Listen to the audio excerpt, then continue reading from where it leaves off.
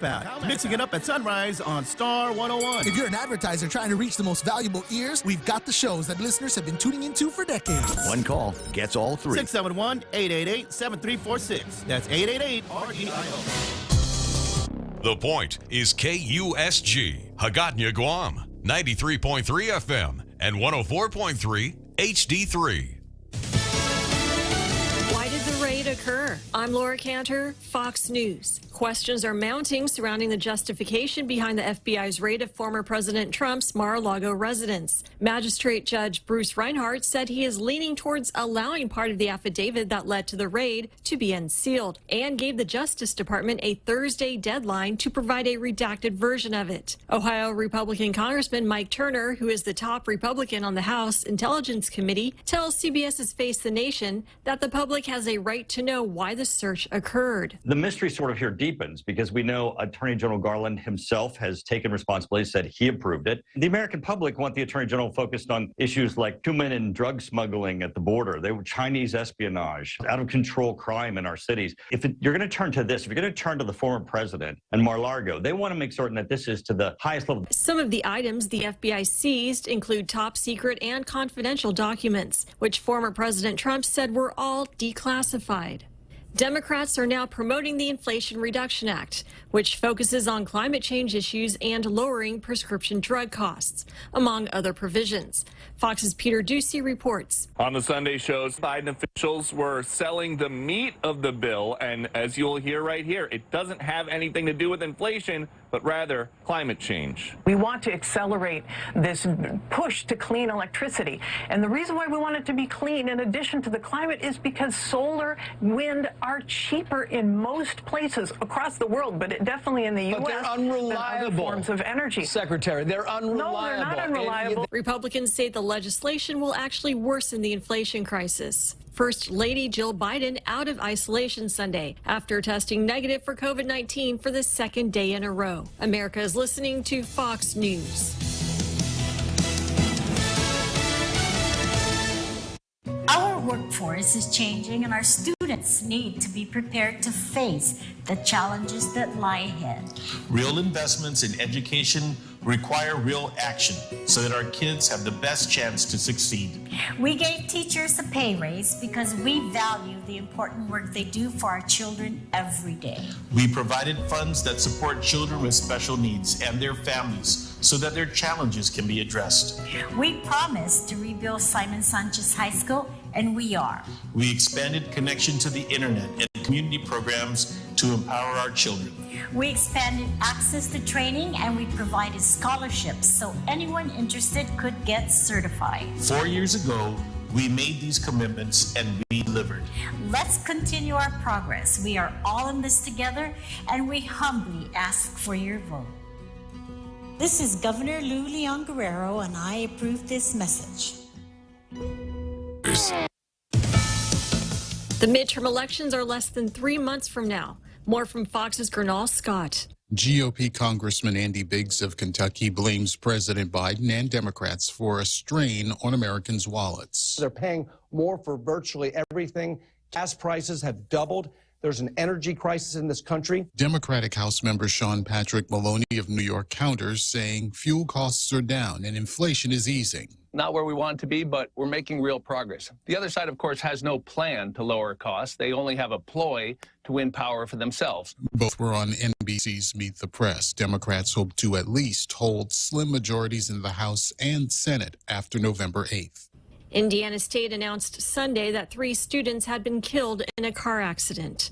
Fox's Ann Carrick has the report. A release from the university's athletic department indicates 5 people were in the vehicle when it crashed, including several football players. Police were working to identify the 3 who died. Sheriff reports the crash happened near 1:30 a.m. Sunday in Riley, Indiana, about 10 miles from the university's Terre Haute campus. The vehicle reportedly left the roadway and hit a tree. When deputies arrived, it was on fire. The sheriff says 2 passengers were freed from the vehicle and treated for serious injuries. The driver and 2 other passengers were pronounced dead at the scene. America's 9/11 Foundation marking 21 years since the devastating attacks on September 11th, with its annual motorcycle ride and fundraiser. Lexi Schurseth of America's 9/11 Foundation tells Fox and Friends Weekend about the reactions people in various towns give the riders. We go through small towns like Leesburg, Virginia, or Cumberland, Maryland, or Hightstown, New Jersey, home to some of the victims of that day. It's just so heartwarming because you see the streets lined up, you see American flags, you see people crying. That's why we do what we do, to honor those first responders and to never forget September 11th. I'm Laura Cantor, Fox News. Half a day. This is Clara Manglona from Security Title. A power of attorney can be a useful tool in a real estate transaction, but if abused, it can result in devastating loss. Choosing your representative should be done with the utmost care and should be very specific about the powers being granted. To mitigate loss, the team at Security Title confirms with the owner prior to using a power of attorney to sell the property. Each transaction is unique. Let the professionals at Security Title use our experience to facilitate a secure closing. We are here to help. The Extra Point with Jerry Roberts of Guam Training. Hi, I'm Jerry Roberts, and every day on The Ray Gibson Show, I get to comment on the incredibly diverse, fun, challenging, sometimes frustrating, often exciting, but always interesting world of work. I hope you'll be there with us. You can find daily transcripts of The Extra Point at guamtraining.com. Tune in every weekday morning at 7:20 for The Extra Point with Jerry Roberts, brought to you by Guahan Insurance Services and First Hawaiian Bank on 93.3 The Point. Parents, take advantage of FHP Health Center's Back to School Early Bird Special. Before summer gets too busy, make an appointment now to update your child's immunizations, PPD skin tests, and sports physicals. Call FHP Pediatrics. Most insurance plans accepted, including TRICARE, Medicaid, and self-pay patients. Call for an appointment. 671-646-5825. Press 1. Go to fhpguam.com for more information. FHP, our island, your clinic. Welcome to Tall Tales with Bob Klitzkie, the only show on talk radio where common sense is a lot more common. Phone lines are now open at 888-TALK. That's 888-8255. And now, The Point proudly brings you Tall Tales with Senator Bob Klitzkie. A well-regulated militia being necessary to the security of a free state, a right of the people to keep and bear arms, shall not be infringed. Here we go, Jose. Our favorite part of the week, the very beginning of a whole week. 5 whole days of Tall Tales this week, and it doesn't get any better than that. All right, let's go to Zemi Ikotny and see what the Daily News is not writing about today.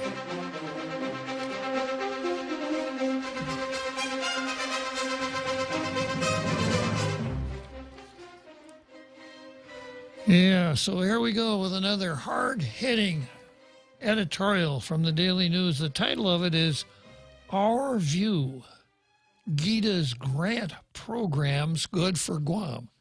Well, I'm going to give you a spoiler alert right now. They're not good for Guam, and I'll tell you why. In order for me to make that really clear, I want to read the article that this editorial is obviously based upon. It's titled, Gita Grant Keeps Nonprofit Services Going. Qualifying Certificate Community Contribution Grants Help Public Agencies. So here we go with this article that ran in today's Daily News. Another 15 of Guam's nonprofit organizations and public service agencies collectively received just over $323,000 to continue their work in helping and supporting the island community. Who could be against that, Jose? From $12,000 in scholarship support for the Women in Aviation International Guam chapter to support for youth-focused organizations like the Manhoban Swim Club, the Guam Economic Development Authority's Qualifying Certificate Community Contribution Series 6 grant awards will be helping some of Guam's most important local programs carry out their service missions, including the Diabetes Foundation of Guam, sweet, and the American Red Cross of Guam chapter.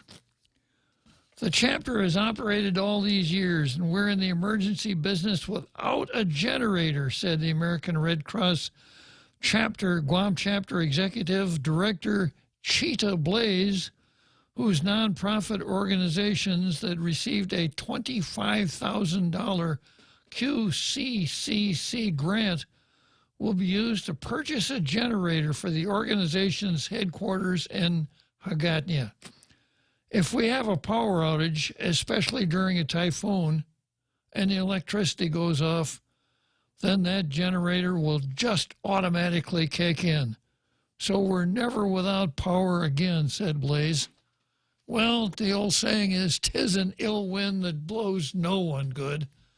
That suggests to me that Cheetah is going to be able to listen to tall tales, even in the midst of a typhoon. And we go on to GRMC. The QCC grant program has awarded more than $1.8 million to community partners since 2020 and is funded through qualifying certificate beneficiary funds from Guam Regional Medical City, according to a news release issued by the governor's office. GRMC has had the honor of providing specialty and acute hospital care for the people of Guam over the past 7 years. We are delighted that the Leon Guerrero Tenorio administration, along with the GITA board, have decided to reinvest a majority of our annual qualifying certificate public investment funds into UOG, GCC, and more than a dozen community organizations that will further benefit our island community and the healthcare system. GRMC President and CEO Alan Fontanilla said in a news release. Governor Leon Guerrero stated in a news release that the QCCC program continues to support nonprofit organizations, public service agencies, and their plans to uplift our local community through projects in the areas of healthcare, public safety, economic development, higher education, and cultural preservation. GITA has distributed more than $1.8 million to more than 100 community partners, according to Lieutenant Governor Josh Tenorio. And by the way, we got to put the mystery man up again today, Jose. We still haven't figured out why in the hell he was at the airport with Nancy. We got the who, now we need the why. Exactly. We have received great feedback about the accessibility of the QCC program and its effectiveness in helping the organizations that need it the most to achieve their valuable missions. We thank the GRMC and the latest batch of grant recipients for their strong commitment to our island. So what's this all about, this QCCC? And of course, I always have to ask this. I always have to be the spoiler, the wise guy in the crowd, the one that asks the stupid questions. Who pays for all this stuff? And the answer, unfortunately, is you and I do, Jose. So the QCC program works like this. GITA collects the money, and then people apply, not people, but usually nonprofits or governmental agencies apply to GITA and say, we need some money for this, that, or the other thing. And GITA, following a process that we don't know or understand, there's a rumor that when they do with this, one of the board members asks for a short recess, goes out behind the GITA boardroom, slaughters a pig, and all of the GITA board members come out and examine the entrails of the pig. in order to help them make a decide who gets the money and who doesn't. Whatever happened to reading the tea leaves? Too easy. Too easy. It's too easy. Yeah. So they give money to these organizations. Now, charity is a wonderful thing, but rent-seeking is not a wonderful thing. And that's what you got here. You got institutionalized rent-seeking, where a nonprofit, instead of going out and doing what nonprofits do in order to raise funds, solicitation drives, car washes, you name it, whatever they do, they bend the government a little bit so the government gives them money that they haven't earned. Classic example of rent-seeking. Well, what's the harm in that? Well, we wind up with the government subsidizing things that perhaps should not exist. Because if it's a charity and people don't want to contribute to it, you got to ask yourself, do we really need this? You know, let's say that I wanted to start, in fact, maybe I'll do this, do my articles of my nonprofits and everything like that. The Society to Bring About the Restoration of the Holy Roman Empire. Don't you think that would be a worthwhile undertaking, Jose? Sounds like a candidate for QCCC. It should be. So I'll do my nonprofits, and I can probably do that, you know, kind of myself. I am a lawyer after all. Get those filed, pay a little bit of filing fee on that, and then I'll have some maybe some cards made up, and I will beat the bushes for earned media. I'll go to Lifestyle on at the Daily News and call up all the talk shows and really get my nonprofit up on the horizon there. The Society to advocate the restoration of the Holy Roman Empire. Of course, I'm not going to collect a nickel on that because who gives a damn about restoration of the Holy Roman Empire? Nobody. But when it comes time when it's QCC time, you know, I will write a book. I will put together this tome. I'll have footnotes and bibliography, and there's so much scholarship out there about the Holy Roman Empire anyhow, right? And then I'll get people like Tina Rose Munya Barnes and some of the other folks here, the ones that climbed on the repeal the insular cases bandwagon. I'll get them to endorse my nonprofit, and maybe I can knock down 25 grand or so. And of course, the first thing I got to do, I'm the president of it, and I've been contributing all this time for nothing. Shouldn't I rate a salary, Jose? That's a touchy subject, but yes, sure, why not? Of course I should, yeah.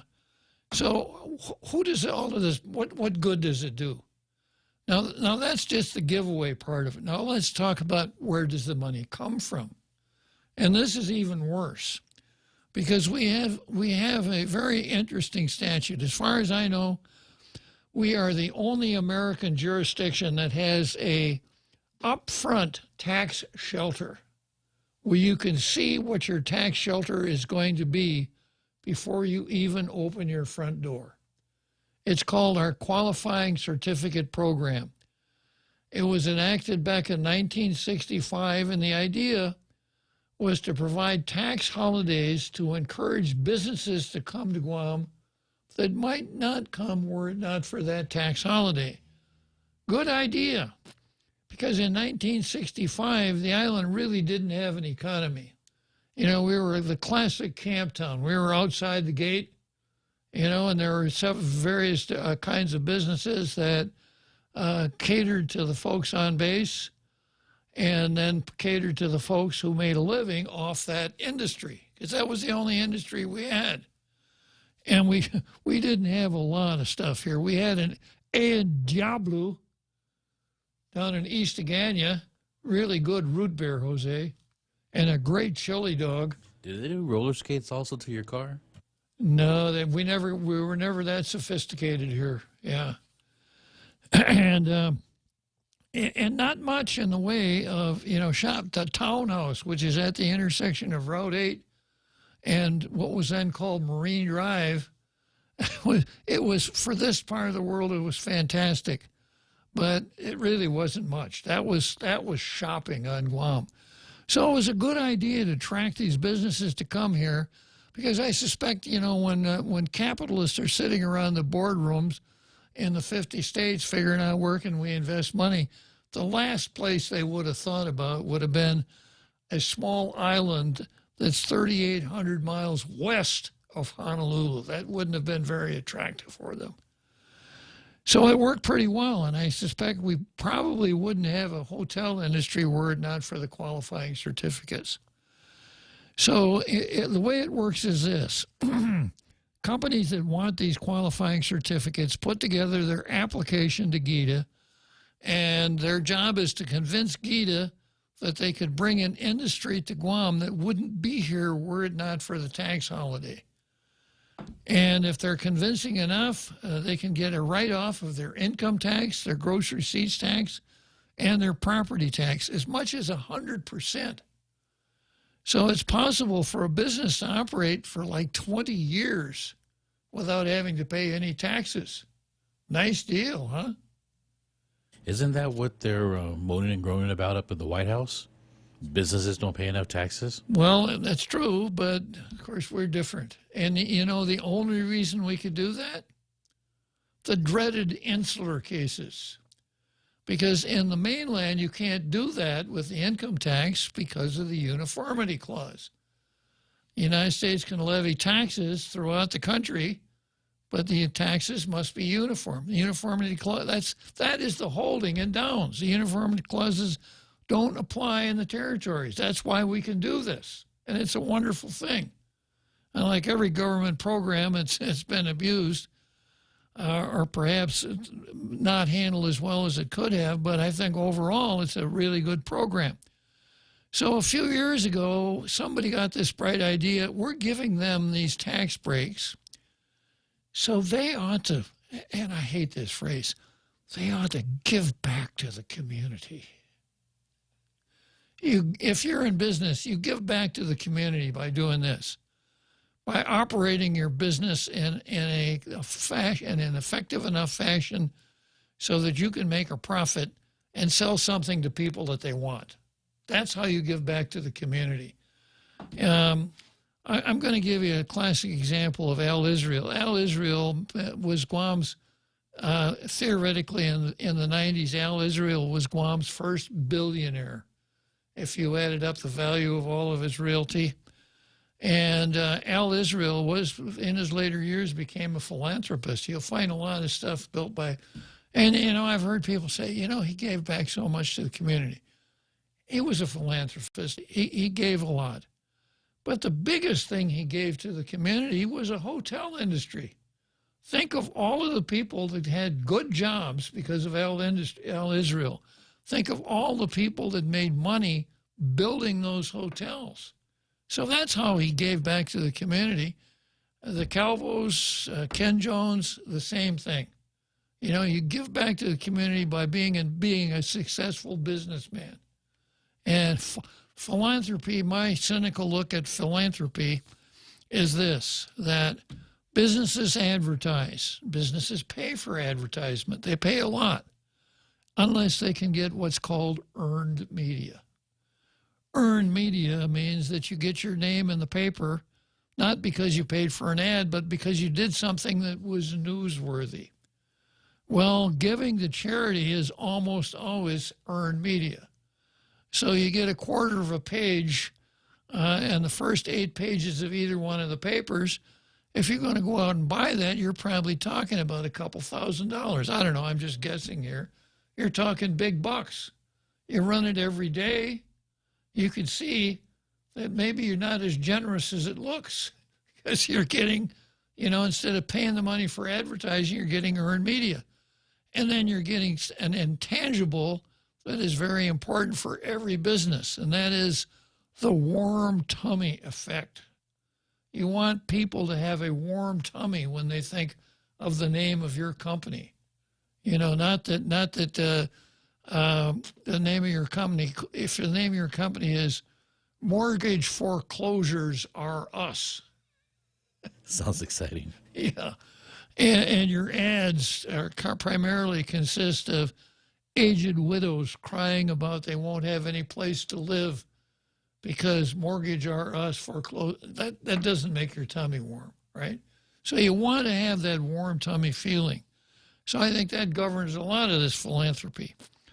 But going back to Gita, so the money that the Gita recipients are paying in this QCCC program is money that they would pay in taxes were it not for the Gita qualifying certificate. So instead of me getting to decide which charity I want to contribute to, the Gita board gets to, and they're using my money to do it. This is not a good program. We should either collect the money that is being given to these organizations, collected in taxes, or let the company have a bigger tax break. But we're not doing ourselves any favors here. We're engaging in rent seeking. We are actually discouraging people from contributing to charity. You know, there was a time, Jose, when I thought it would be good to contribute to charities, say back in the 50s. But now the government has gotten so many giveaway money programs, one wonders, is there any individual charity that's really worthwhile? Well, I think you might be onto something here about this mindset we have, not just here on Guam, but then in the States, where a lot of people don't bother to do anything with charities because they know the government's going to do it. Exactly. So go ahead and tax me, and we'll let the government take care of it. Exactly. Yeah, that's what the government's for. And I can't remember which candidate I saw. I should have made a note, but one of the candidates here talked about the government taking care of the people. That's what the government's for, is to take care of the people. Jose, everybody knows that the government's job is to take care of the people. It takes a village. Okay, now here's the editorial. The contributions of Guam's nonprofit organizations throughout the community can hardly be counted, nor can they be accurately described. And of course, they're not their contributions, they're our contributions.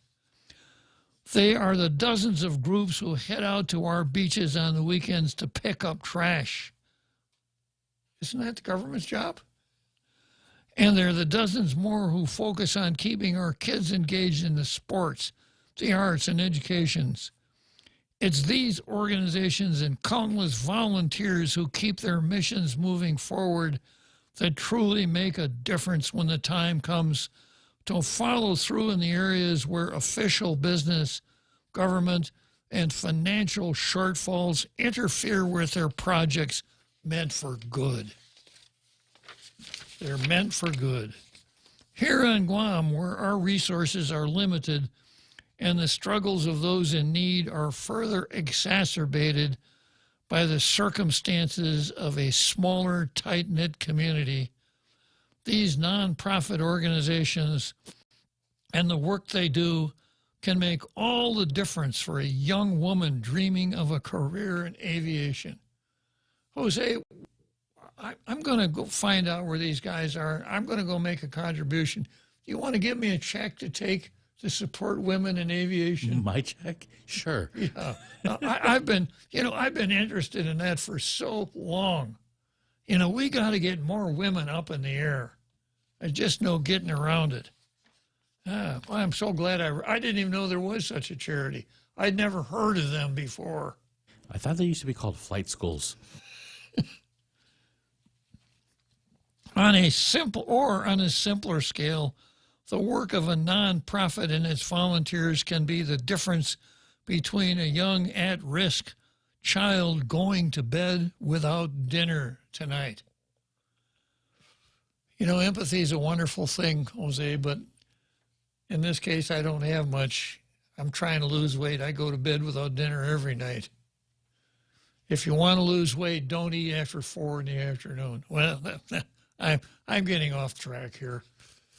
These nonprofit organizations and their missions are the reasons why programs like the Guam Economic Development Authority Qualifying Community Certificate Community Contribution Grant Program are so important to keeping these people focused missions going strong. How does that one go? Wrong. Wrong. Yeah. In a recent round of grant awards, Gita and the governor's office, announced that more than 15 of Guam's nonprofit groups and public agencies together received more than $300,000 to support their work. Money that should have been paid in taxes. This means that the Catholic Social Service will be able to replenish its food pantry to help struggling families, and the American Legion Mid-Pacific Post 1 will be able to help get much-needed wheelchairs for our disabled veterans. Beyond supporting nonprofit organizations, Gita's QCCC program is also supporting public agencies like Guam Memorial Hospital. Well, that's a good thing they are, because nobody else is. To improve its patient experience program and providing the Guam Police Department with secure equipment and training to strengthen its public safety mission and provide 24-hour guard for the chief's motorcycle. It's this type of public-private collaboration that keeps Guam strong and resilient. Public-private collaboration. We encourage all in our community to join Gita in engaging with, supporting, and contributing to Guam's service-oriented organizations. Yeah. You know, if we did this at Christmas time, you know, those folks out there in the red suits with the bells and the kettles, and we could just give money to them, and then they wouldn't have to be standing around out there with the bells and the kettles. That's a great idea. Yeah. And careful, because it might just be a great idea. It could happen, yeah. Yeah, not, you know, and once again here, we're not dealing with reason, we're dealing with emotion. I described the warm tummy effect a little earlier. The Daily News likes to have the warm tummy effect, and they use their editorial page an awful lot to achieve that warmth. They say nice things about people, and they figuratively pat people on the back, even when, if you spend a little time thinking about what's going on, like I just did, you realize this is not a good idea, right? All right, let's go on to Jemmy Eisiwer. We just did Jemmy Kodney. Let's go on to the card. Let's see, I have here Paul Zerzan versus systemic racism. And I have politicians versus innocent, helpless humans. This first came on card as Levin versus Bell's Law, which I haven't gotten to yet, but given the new edition, it's moved to the top of the card. It's long. It's going to take me a while, but it's a discussion we really need to have. Next on the card is Doug versus Levin. This has been on the card as Levin versus Joey Terlahi, but we're put it on the card. We moved it up. And then I've got Priscilla Tuncap versus the Civil Service Commission, Vodi versus false race narratives, a couple of other things that I'm positive we won't get to today. So that's the card for today. Let's take a short break, and we'll come back to systemic racism.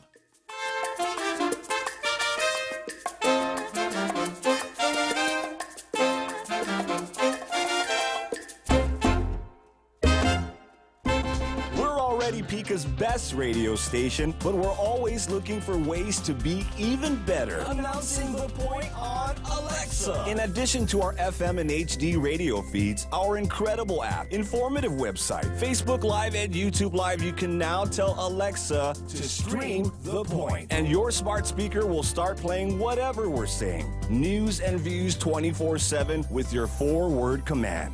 Alexa, Stream The Point. The Super American Circus is here, and Circle K is giving away free Circus Kids tickets. Drop by your closest Circle K location and get up to 4 tickets absolutely free. So come one, come all, and enjoy free tickets to the greatest show on Island today. Circle K, take it easy. Ticket is valid for kids 12 years old or younger. Must be accompanied by a purchased adult or VIP ticket.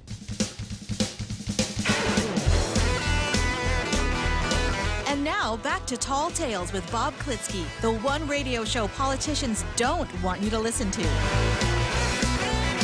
Call now, 888-TALK. That's 888-8255. So here we are, Jose. You know what I discovered when I peeked at Facebook? Leslie's watching. Right. Yeah, you know how I know that?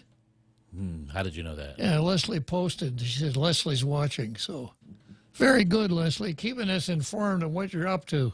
Very good. Okay, let's go to systemic racism. And once again, I got a review here because I had a personal experience on Saturday down at Touray that I want to tell you about, but I got to lay the foundation here.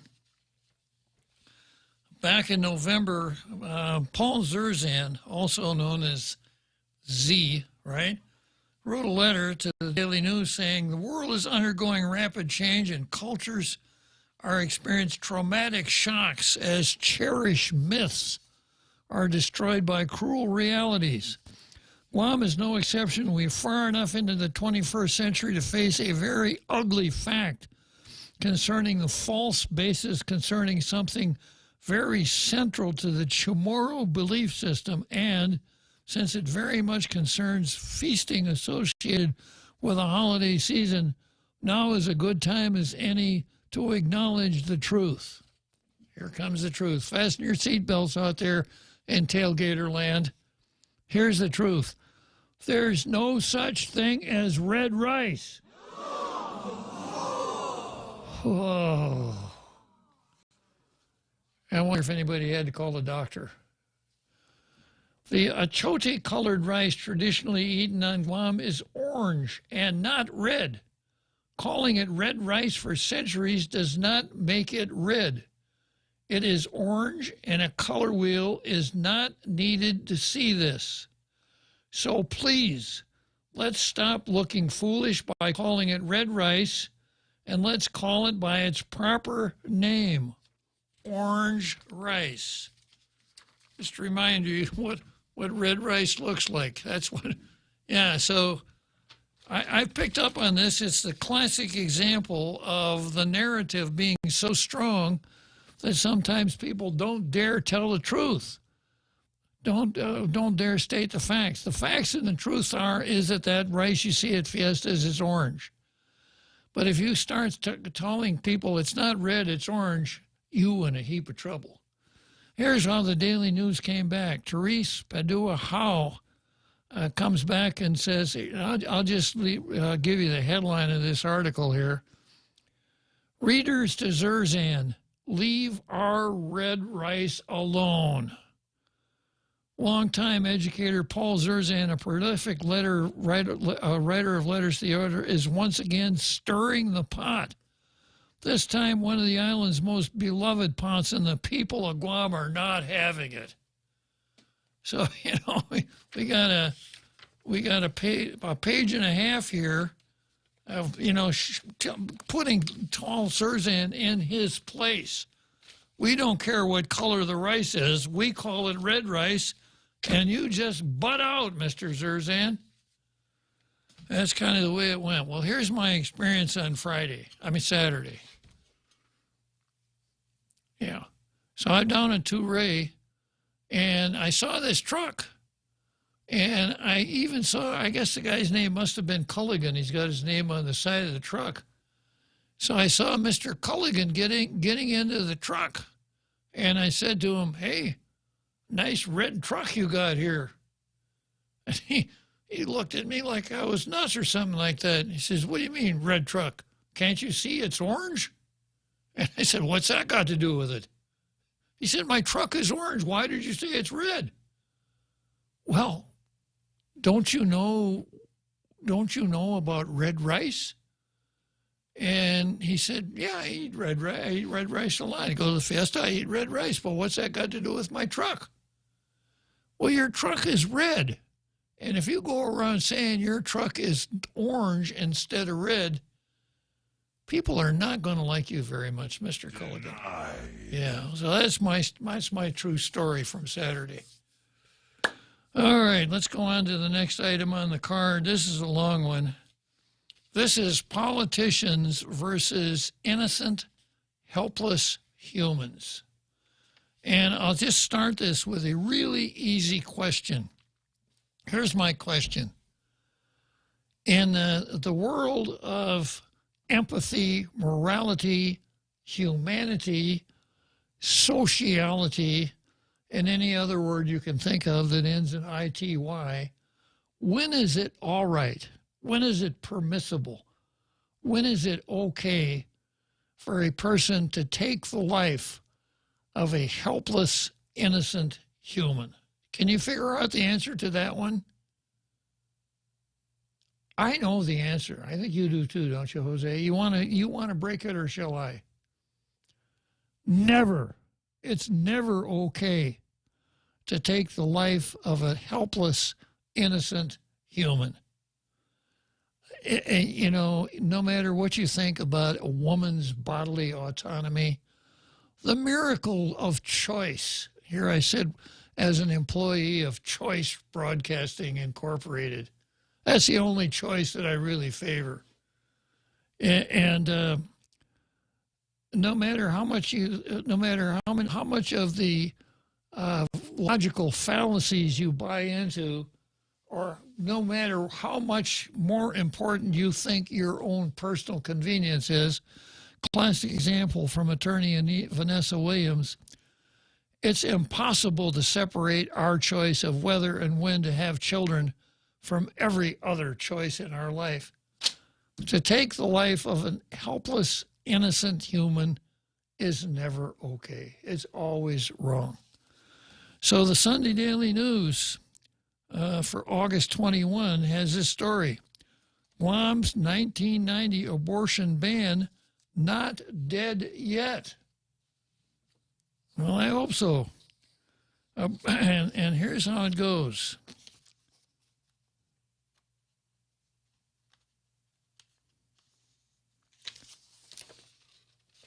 Despite being declared void and unenforceable by Guam's Attorney General earlier this year, a decade-old abortion ban that has sat gathering dust in Guam's legal code may not be dead.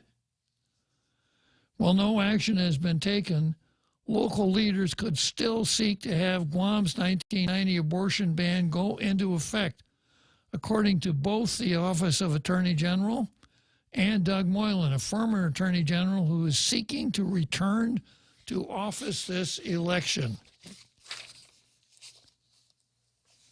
The ban, Public Law 20-134, criminalized most forms of abortion on the island when it was passed, but was ultimately deemed, it wasn't deemed unconstitutional, it was found unconstitutional, and permanently enjoined by the District Court of Guam following a lawsuit filed by the American Civil Liberties Union Abortion Branch.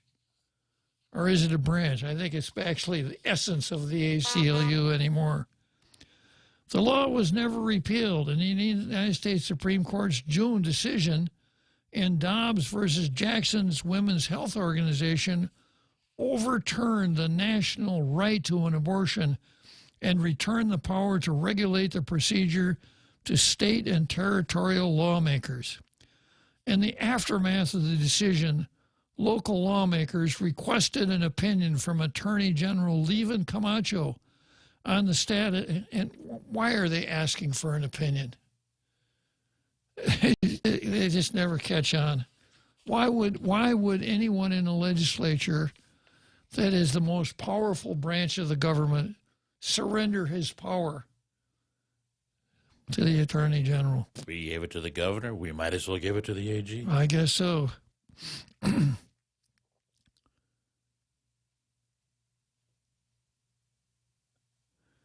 Camacho last month opined that because the ban was clearly in violation of the Constitution when it passed, it violated the Organic Act and was void. The law cannot be enforced. I'm going to get to this later on, but Levin found some cases that said that if a law is passed at a time when that subject matter has already been declared unconstitutional, then the law is void ab initio from the beginning. He found that. You'll find out later on that's you'll find out that it's not what Levin did, it's what he didn't do. And the story kind of reminds me of the time I lost my keys. I was visiting my friend in Albuquerque, right? And his house, there's no street light in front of his house. So I parked in front of his house, and I got out, and somehow I fumbled and lost my keys. I couldn't find my keys, so I went in and told my friend, hey, I lost my keys out there in the street. I can't find them. Can you help me? And he said, sure. So I walk over to my car. He walks about 15 car lengths down the street and starts looking around down there. And I said, hey, what the hell are you doing? I parked here. I lost my keys over here. Why are you looking for them down there? He said, because the light is so much better. Of course. And that's Levin. That's how he never found the keys, but by gosh, he looked really hard for him. But Moylan, now challenging Camacho in the primary election, said the matter isn't settled yet. The legal opinion issued by Camacho has no binding effect on the ban, he told the Daily News. Of course, it's an Attorney General's legal opinion, which gives the government of Guam some background, but it has no effect for purposes of enforcing a law or not enforcing a law, Moylan said, explaining that in his opinion, only the Judiciary of Guam has the authority to determine whether decades-old ban is void. Even if he's correct, which I'm disagreeing with, the next step is to take it into court because he's saying he's not going to enforce it. Moylan said the injunction first has to be resolved. I think they don't mean resolved. I think they mean dissolved. But, you know, they can't understand a word like dissolve in dealing with something that's legal. You know, if you take a teaspoon of sugar and put it in your tea, what happens to the sugar? It dissolves. Yeah, it doesn't resolve, right? So they probably can't fit, and they probably thought, I think probably I should put resolved instead of dissolved. So it goes on, the sentence goes on to say, so the Attorney General's office can challenge the ban in the judiciary. And I've said the same thing on the air. If he can get past Rule 11, Levin needs to go to the district court and ask that injunction be dissolved. And the court rules against him, then I say, okay, that's the law. That's the law. That's not the same thing as, well, I don't want to do it, which apparently now is part of so many attorneys' general toolkits in the states. What have now been labeled the Soros attorneys general. Kim Fox in Chicago, the guy in San Francisco that got recalled, attorney general in L.A., the new guy in New York. You know, they think that the job of an attorney general is not to prosecute people who have been arrested for crimes. The PDN requested an interview with Camacho on the matter, but according to the Attorney General's Office Public Information Officer, Katlina Chatrus, we are still in the midst of ongoing litigation and we are continuing our legal analyses into the effects of the Dobbs decision will have locally. So we are very limited in what we can say outside of the opinion we just issued. Now, I don't know if Katlina realizes that or not, but she just impeached the credibility of Levin's opinion. If he's still looking into the effects of the Dobbs decision, then obviously his opinion that the Bell's Law is void doesn't have a very firm foundation, does it? The office is currently defending GovGuam in an abortion access lawsuit filed by the ACLU. A written response was provided via email in lieu of an interview. Okay, so that's the daily news story. Now I'm going to pick up something that has been on the card for a while and that I've talked about, and I've even thrown out some teasers because it ran in the Pacific Island Times. And I want people to buy the Pacific Island Times. Take a short break and I'll tell you why I want you to buy it. Come try Guam's original Chamorro restaurant with Pica's Best 5 years running. Mezcla Chamorro Fusion Bistro. Experience Chef Peter's candied salmon over scallion coconut rice, octopus to naktak, Chamorro platter, and their award-winning gourmet hamburgers. Or if you're looking for something healthy, try their keto-friendly menu. Come and enjoy Mezcla's half-a-day service at their Hagåtña and Grand Plaza Tumon location. Call their Hagåtña location at 479-2652 for reservations. Listen to The Point anytime, anywhere on Odyssey. Odyssey is your new audio home for all the music, news, sports, and podcasts that matter to you. Find your favorite stations like The Point and discover more. Music stations, local and trusted news sources, sports talk and team coverage, plus today's biggest podcasts. Find it all on the Odyssey app. AUDACY.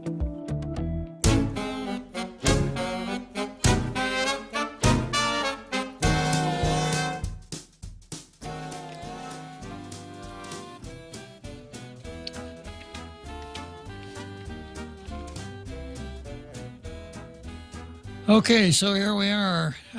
My column that ran on the 1st of this month in the Pacific Island Times. I hope that you'll buy Pacific Island Times. It's only $1.25. It's a real paper, it's a monthly magazine. There's a lot of really interesting stuff in it, including my column, which of course is always really interesting. But I don't want to be in competition with them, so I can't really go into the things I write about until it's been out on a newsstand for long enough for people to buy. And, of course, if you're able to buy and read, then you'll be able to post and call in and things like that because, as you could imagine, I don't write about uninteresting stuff. As a matter of fact, I'll give you a little tip-off about next time around. You ever hear of the doctrine of separation of church and state? What do you think about a government official who doesn't seem to understand the idea? I'm not going to say any more about it. No spoiler alerts here. You're just going to have to buy it on the 1st of September, and you'll like it. But this is the one that ran on the 1st of August. Attorney General Levin Camacho marshaled enough judicial authority to employ the magic words, void ab initio. To Deep Six, Public Law 20-134, former Senator Bel Ariola's anti-abortion law. Void ab initio means having no legal effect from the inception. A law, agreement, sale, or other action that is void has no effect. A void action cannot be ratified or validated. End of story, right? Levin found it. Levin went into that haystack and he found the needle. I guess probably because the light was better on the outside of the haystack, right? Maybe not. Maybe not. The answer one gets depends on the question he asks. Here's what Levin said. We limit our opinion in this case to instances where laws are passed in clear violation of established constitutional rights. I'm going to read that again. That's the question he asked. We limit our opinion in this case to instances where laws are passed in clear violation of established constitutional rights. That's the only thing he looked at, according to his opinion. But try this. All you Google buffs, just sit down at your computer and do this. Go to Google and in the search bar, type in effect of an unconstitutional statute. I'll say it again. Effect of an unconstitutional statute. Type that in the search bar in Google. And this is the first hit you'll get. This isn't a long list. This is the first hit. The first hit you'll get is an ancient Indiana University law review. Thumb through the pages of that law review and you'll find this entry, quote, "The theory that a statute is void ab initio should be tested. Suppose a case where the court declares a statute unconstitutional today and then 6 months hence reverses this decision and decides that the statute is constitutional. If the void ab initio doctrine be applied, the first situation would leave a situation similar to that described by the Indiana court as if no statute had been passed." But, that's the most important word in this article, and it's in brackets. But all courts seem to agree that the void statute, if such a contradiction be permitted, all courts seem to agree that the void statute is resurrected and as effective as from the date of its enactment. So it was dead. So this doesn't make sense. If something is dead, we only know one situation in the history of the whole world when someone was dead and he was resurrected. But this law review wasn't written on Easter Sunday. So it isn't logical, but it is the law. At least it was the law in Indiana.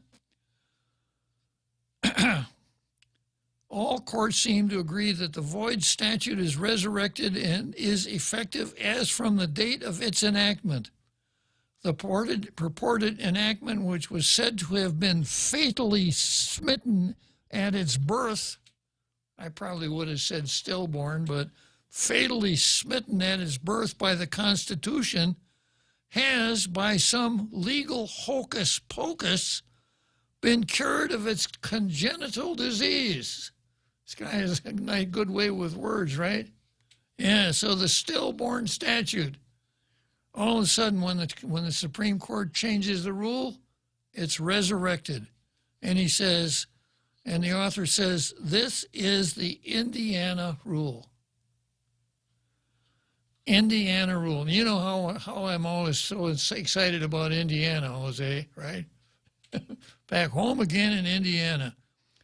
So my article goes on to say, so the, quote, Indiana rule, take note all you courts, mandates that the resurrection of a void ab initio statute.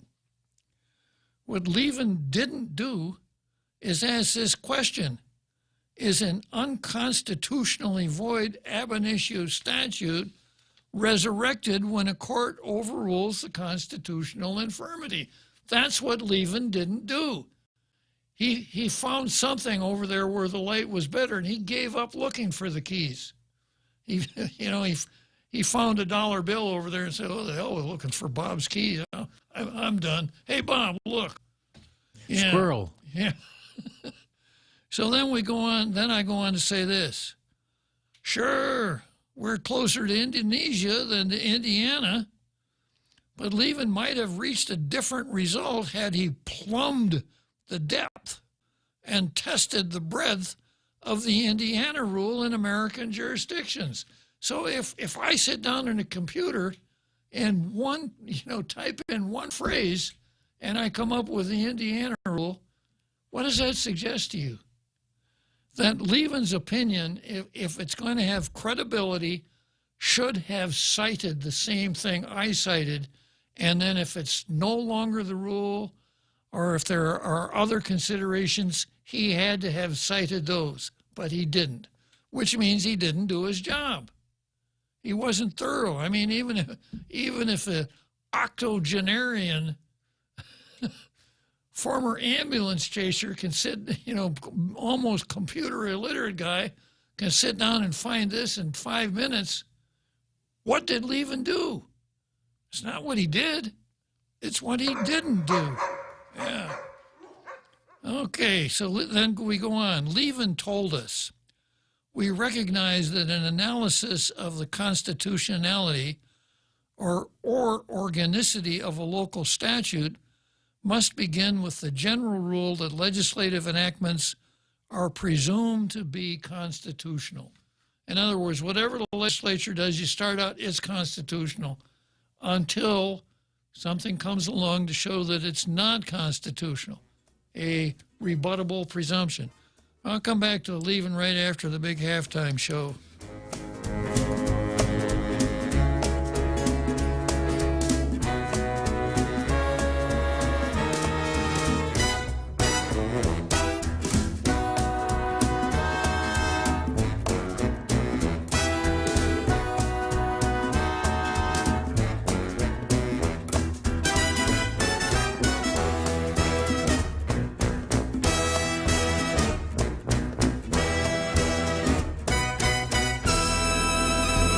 The Point is KUSG, Hagåtña, Guam, 93.3 FM and 104.3 HD3. The raid's aftermath. I'm Laura Cantor, Fox News. A federal judge in Florida has given the Department of Justice until Thursday to hand over a redacted copy of the affidavit that provided justification for the FBI's search of former President Trump's Mar-a-Lago estate. Fox's Mark Meredith reports. The former president, he has also called for the unredacted version of the affidavit to be released, which was used to justify the original search at Mar-a-Lago. However, he has yet to file a motion to do just that. Instead, it's legal filings from multiple media organizations that has a judge now directing federal prosecutors to decide what needs to be redacted without compromising the ongoing investigation. That's what Justice Department officials say they are concerned about. Republicans, though, say this is not a case where the Justice Department should remain tight-lipped. The former president is considering releasing surveillance footage of the FBI's raid of his home. Republican Representative Liz Cheney of Wyoming placing the blame for her primary election loss on former President Trump.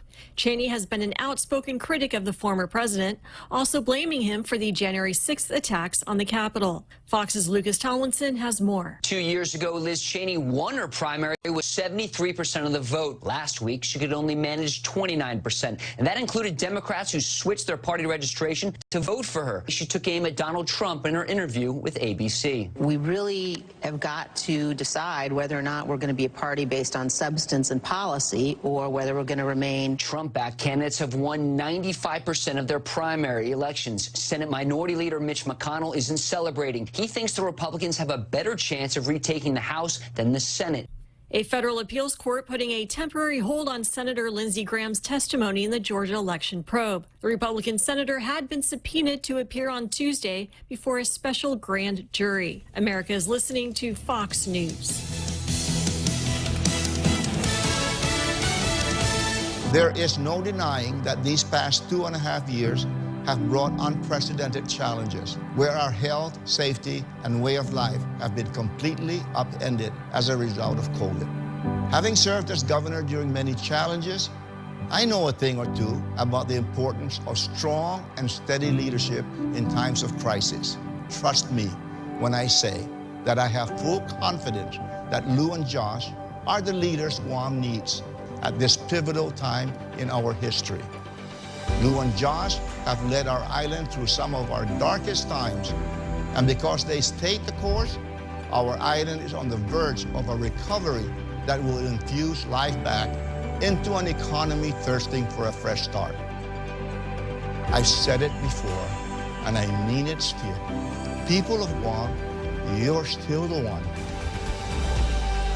This is Governor Lou Leon Guerrero, and I approve this message. Texas Republican Governor Greg Abbott continues to send buses carrying migrants to New York City. Fox's Alexis McAdams has the report. They are running low on resources here in New York City because just in the past few weeks, hundreds of migrants have been dropped off in New York City. We see it at least twice a week, and another round of buses from the border pulled right into town. 3 buses arriving at the New York Port Authority. At least 139 migrants were dropped off in the Big Apple. These buses are coming from the Texas-Mexico border, sent over by Texas Governor Greg Abbott, who says he is fed up with the broken federal immigration policies. New York City's Democratic Mayor Eric Adams denouncing Governor Abbott's policy. A possible workers' strike at the end of the month could affect Philadelphia schools. WTXF Fox Philadelphia's Marcus Espinoza has more. The local union representing workers in the Philadelphia school district, such as bus drivers, custodians, and others, voting yes on a potential strike if they can't come to an agreement with the school district by August 31st.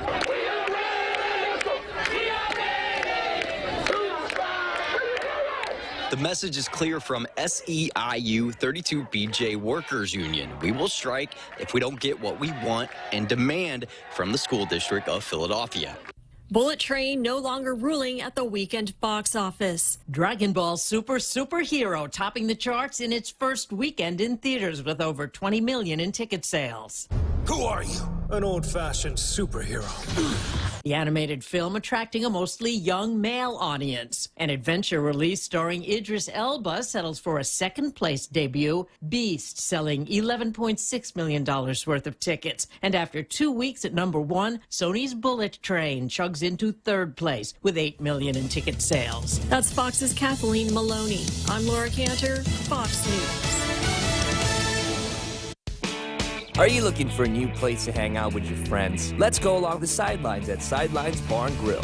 Located at 154 Iriarty Road, Unit 4 and 5 in Tamuning behind Royal Bigs. Sidelines, a hidden gem with nothing but great things to offer. Great atmosphere, great food, top shelf drinks, and a great team. What are we waiting for? Let the fun begin at Sidelines Bar and Grill.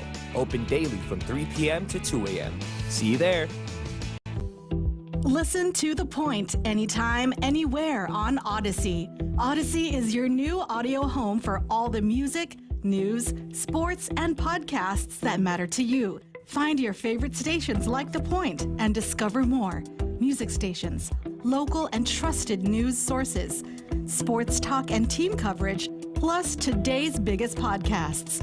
Find it all on the Odyssey app. AUDACY.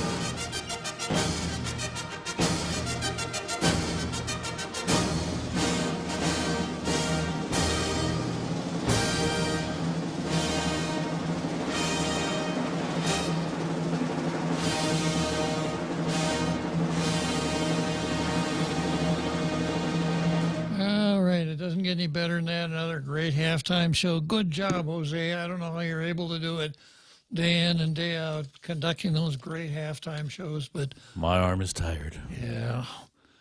So picking up again with Levin and Levin's quote, we recognize that an analysis of the constitutionality or organicity of a local statute must begin with the general rule that legislative enactments are presumed to be constitutional. So you start out with the idea that what the legislature does is constitutional, and the burden would be on the one who says, no, it's not, to come forward and put out his proofs.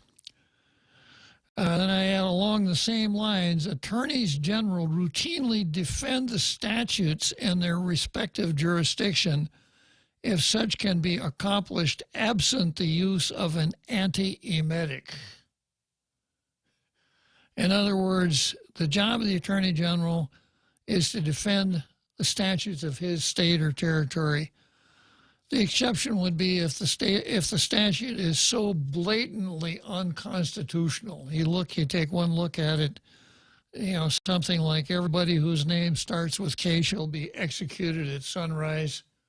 Well, I don't know, maybe some people would think that's constitutional. Anyhow, if you look at something that's just so obviously unconstitutional that it makes you want to throw up, then the Attorney General would say, I'm not going to defend this statute because, and he would have to come forward with some pretty good justification for not doing it. Not like he did this time.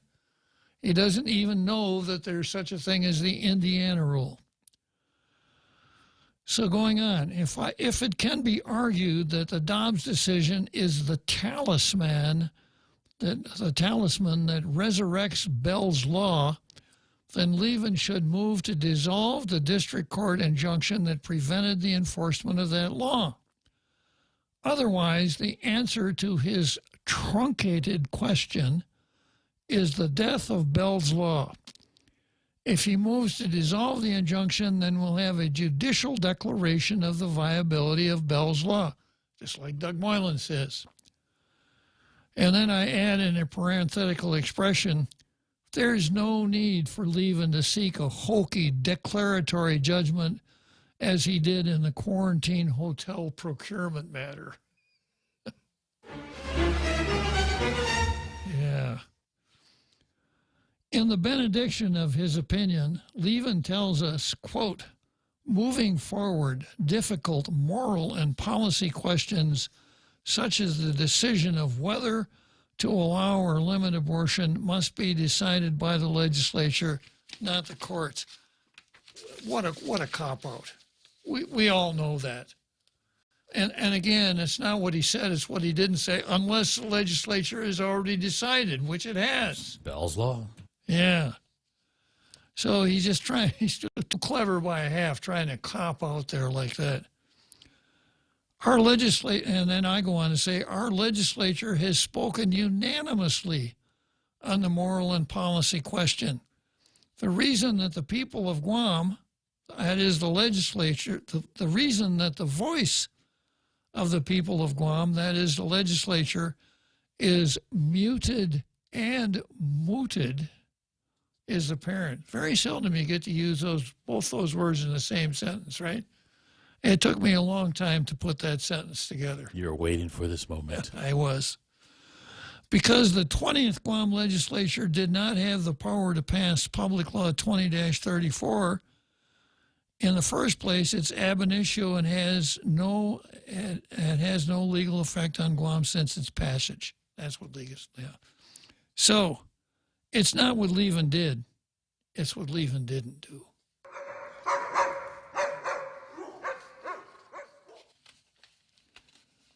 So as far as the legality goes, I think that the weight of, at least as far as I'm concerned, the better argument is that the Attorney General has a duty to enforce Guam statutes unless he's got a really, really good reason not to. Levin didn't. He found the dollar bill instead of the keys. He's copping out, and he's not doing what he ought to do as the Attorney General of this island. Okay, now, I suppose the operative facts are right now that a woman could get an abortion if she went to if there were an abortionist here to give her one, because the Attorney General says it's okay, right? So if the Attorney General says it's okay and that Bell's law is not on the books, you're not going to find a cop going out and arresting somebody based on Bell's law.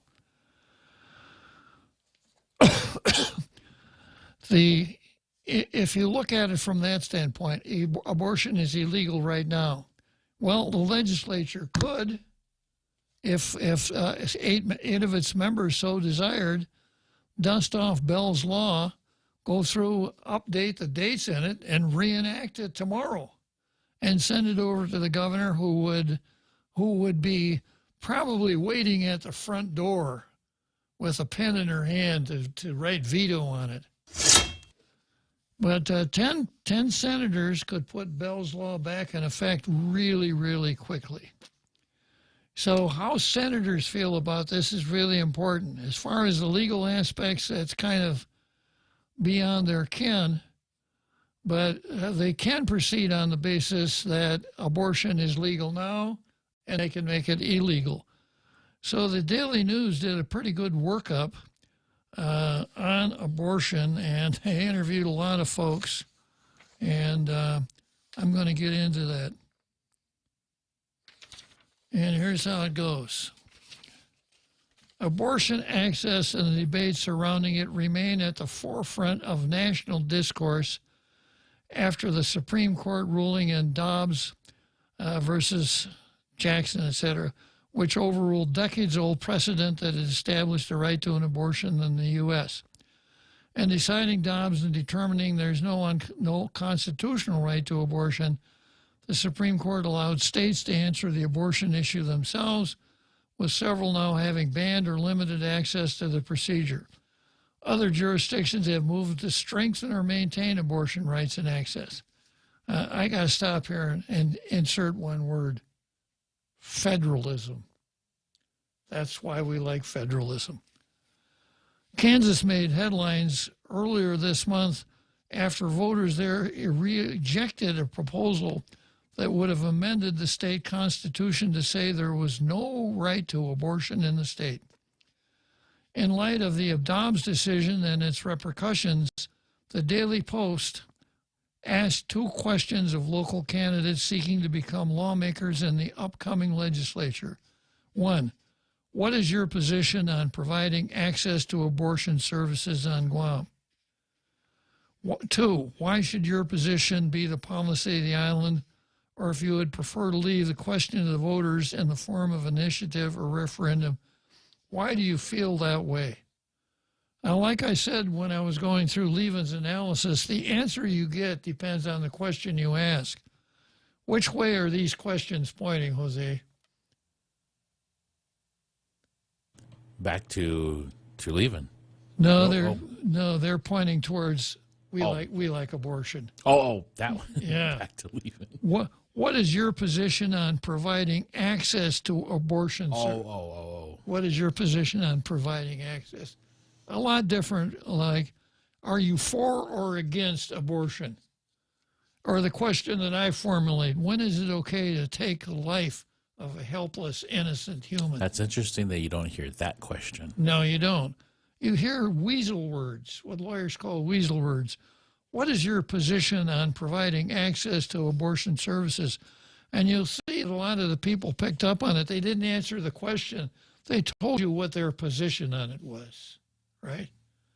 And in order to do that, they had to tell you how they were raised and what their dog did this morning, and on and on and on. Second question's even worse. What should your position be? Why should your position be the policy of the island? Or if you would prefer to leave the question to the voters in the form of an initiative or referendum, why do you feel that way? First of all, I don't care how anybody feels. I want to know what they think. And then second, again, a classic, we're going to give you room to get out from under this, you guys. And the whole referendum thing is what politicians call cover. You know, I'm really anti, but I know it's a wedge issue, and I know that whichever side I go, I'm going to lose the other side. So I'd rather find some way not to take any position at all. I can talk in terms of popular sovereignty, the will of the people. We've got to pay attention to the voice of the folk, on and on and on. That's a perfect politician answer because he doesn't have to answer. The Pontius Pilate clause. Exactly.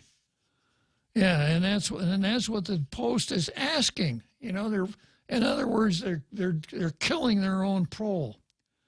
And they go on to say out of 21 Democrats candidates, 10 did not provide responses.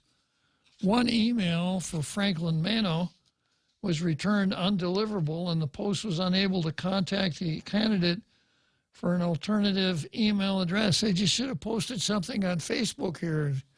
Bunker would have read it. Out of 16 Republican candidates, 7 did not provide responses. So how do you deal with people who do not respond at all, Jose? It's just not enough. It's not an important enough an issue for them to get involved. Absolutely, exactly what I would think. Yeah.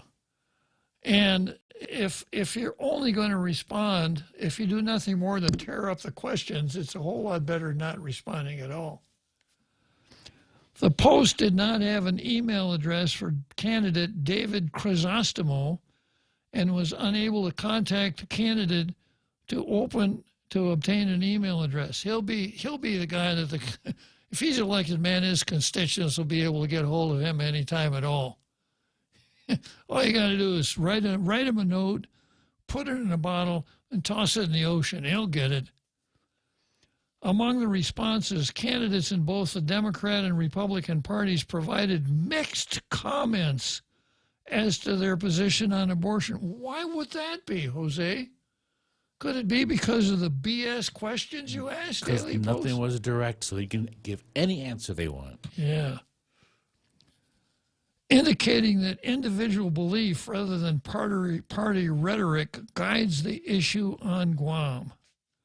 This is not surprising among Guam candidates. For example, the Heartbeat Act legislation modeled after Texas law that bans abortions once a fetal heartbeat is detected is a bipartisan effort. We talked a little bit about this the way that this issue is framed. Mm-hmm. This is not a political party issue. We're talking about the life of humans. Exactly. Do we ask these same questions for the degrees of murder? Is it okay to shoot somebody in the face or in the leg? Yeah. Well, how do you feel about that? Yeah, exactly. Well, Democrat candidate Amanda Shelton and Republican candidates Chris Duenas and Frank Blas did not provide responses to the Post. They are current lawmakers and are co-sponsors of the legislation. Democrat Senator Talina Nelson introduced the bill, while Republican Senator Tony Atta is another co-sponsor. Nelson's running for Washington delegate this election, while Atta is seeking office as a lieutenant governor alongside running mate Felix Camacho.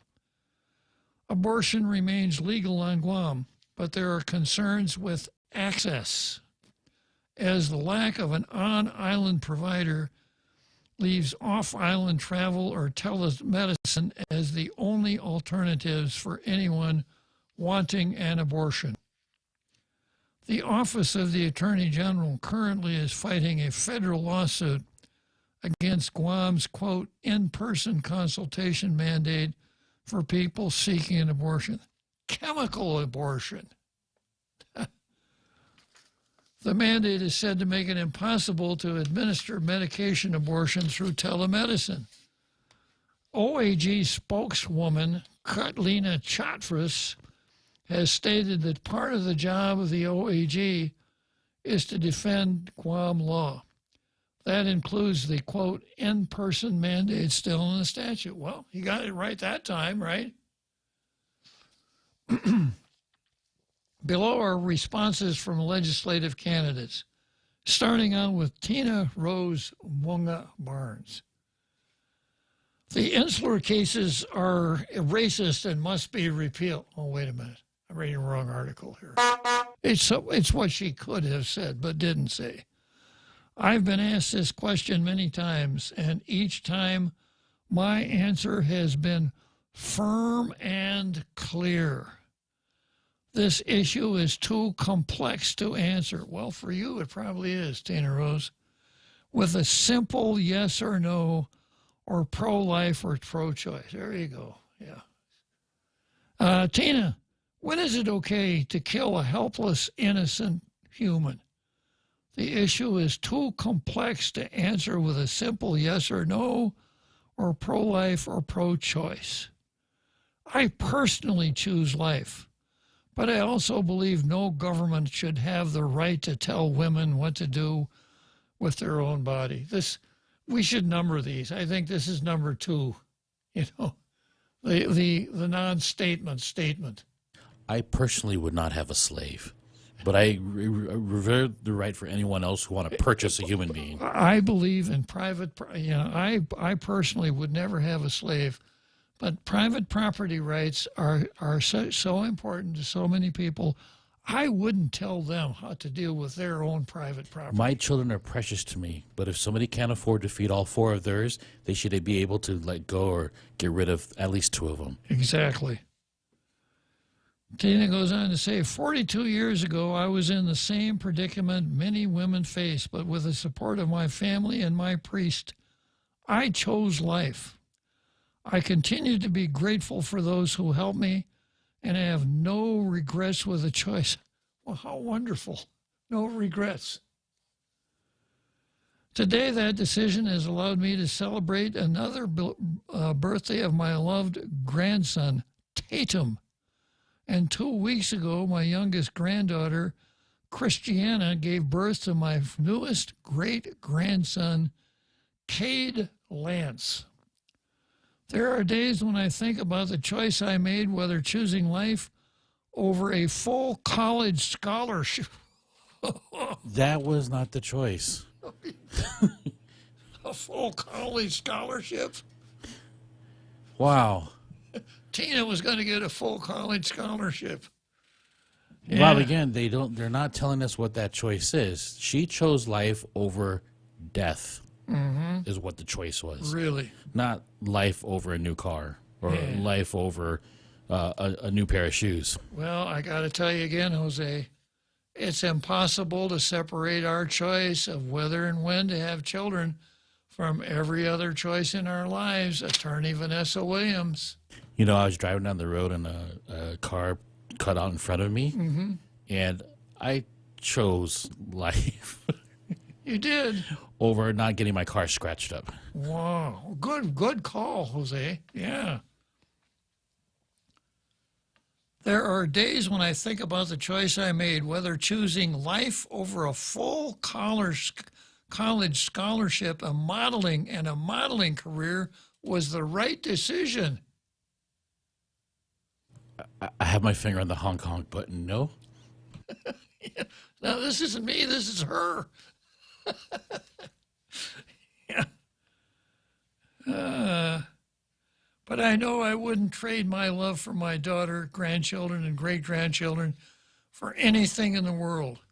I also know that every young woman deserves the right to make that choice.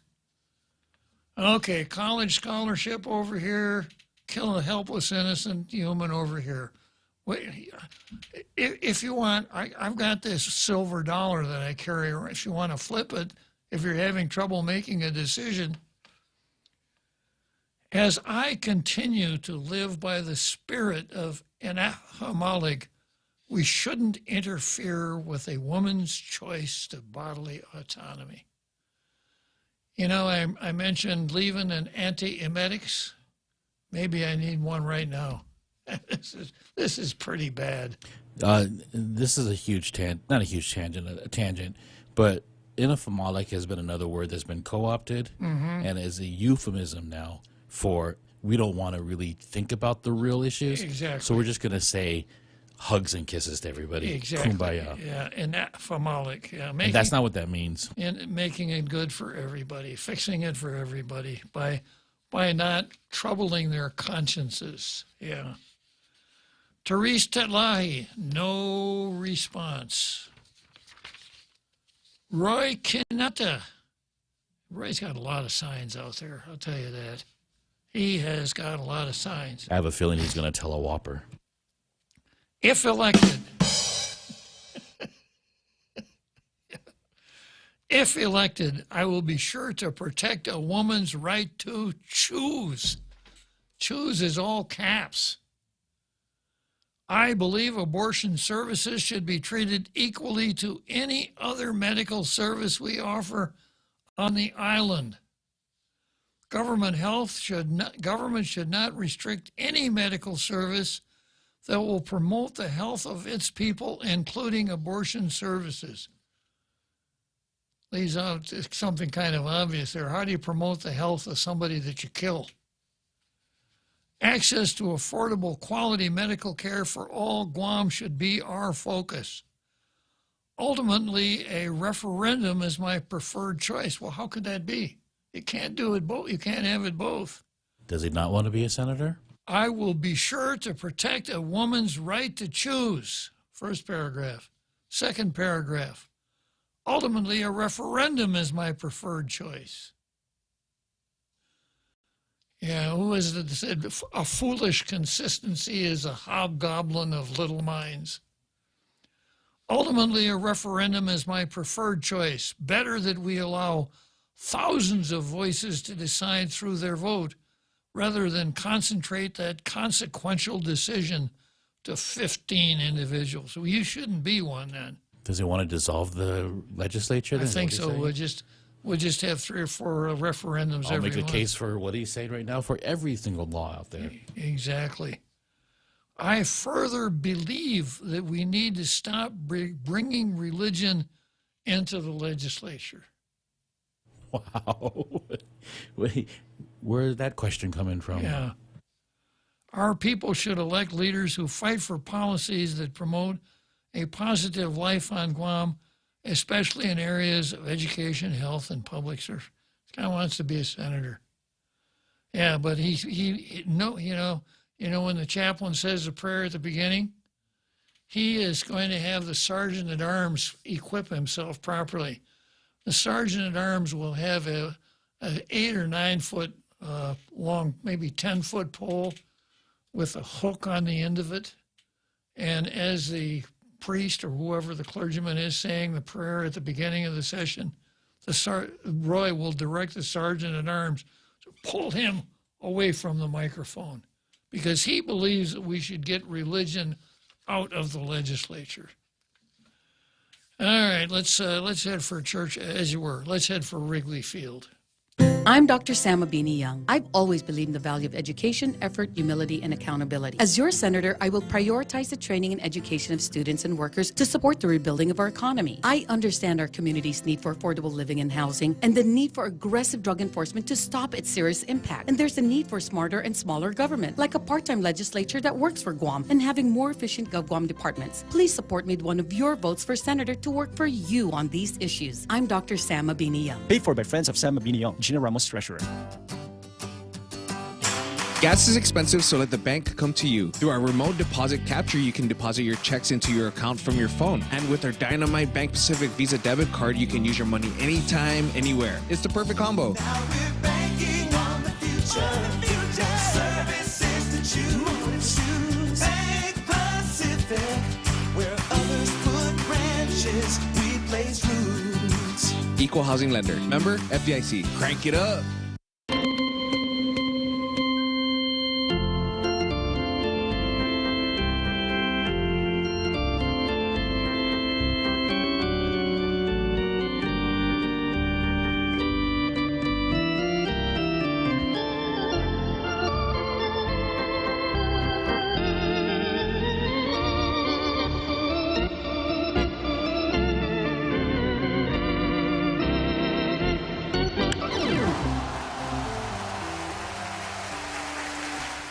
Okay, well, Roy, we're in the right place here. Wrigley Field. Roy just hit a couple of homers, one for each team.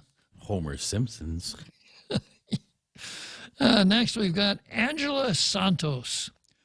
I would like to provide safe access to everyone seeking any medical help. Boy, you know, the way people want to camouflage what they're talking about. This is how to answer the question without answering the question. It is.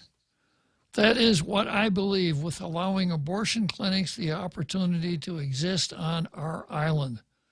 Premium health care is important for a government to assist our people in their journey of life, with only one exception.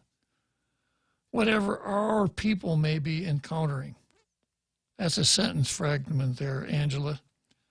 We are their support. We need each other in this life to live.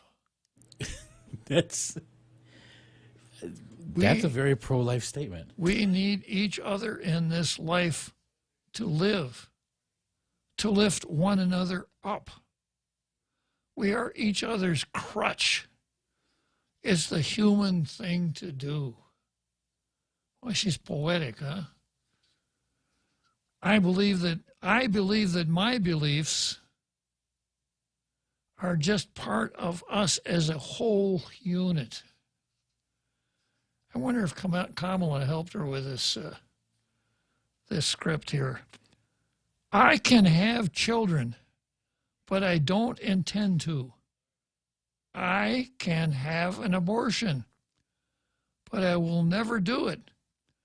I believe that I do not have the authority to tell anyone what to do with their body. That's just me. I will stand with everybody who believes that it is our body and our choice. I will not support any legislation that prohibits any access to a safe way of receiving health care for a woman's body. Sabina Paris, no response. Jonathan Savaris, no response. Daryl Christopher Barnett, no response. How did they get him to be silent? Yeah, he's the last He's guy. not known for not responding. Exactly. Well, I guess then we have to pass on. I have to rule on Chris. In this case, it's not what Chris did. It's what he didn't do. He didn't even respond. William Parkinson. My name is William Parkinson.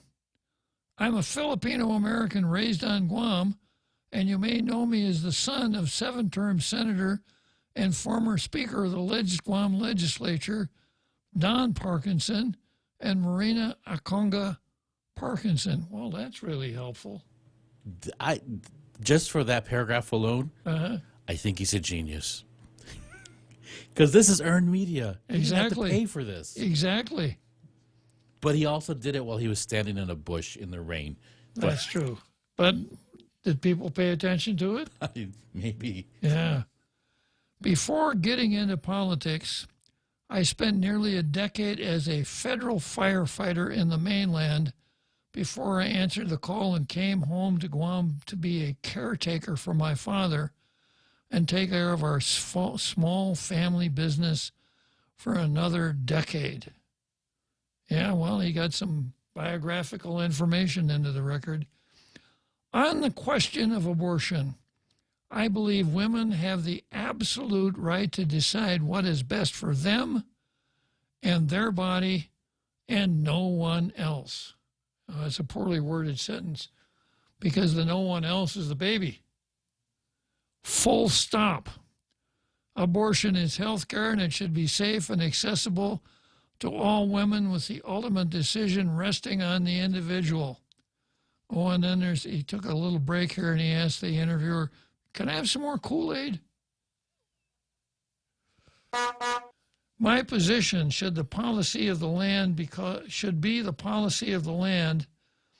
it is a position that maximizes freedom and safety. I am a devout Catholic, and though it may be my personal belief that we should avoid exercising the option of abortion, I fully recognize this is not everyone's belief, and I should not impose my beliefs on anyone else, and you shouldn't be in the legislature. Because that's what you do when you're in the legislature. There will always be people who don't want you to do what you have to do. He violated something in that second to last paragraph. He claimed that only women have the ultimate decision. It should be all birthing persons. Exactly. Come on, William Don. By leaving it up to the individual, I'm respecting each individual's right to decide that question for themselves. This maximizes the freedom of the individual, and by supporting women so that health care is safe and accessible, we also maximize the safety and prosperity of women and men whose lives are affected by this question. Are you listening, Planned Parenthood?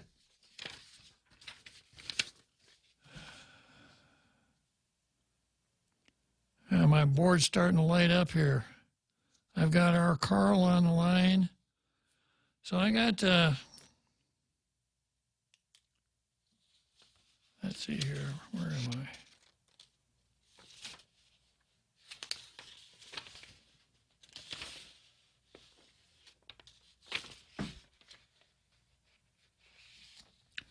Freedom to choose happens what happens to our body is a fundamental right.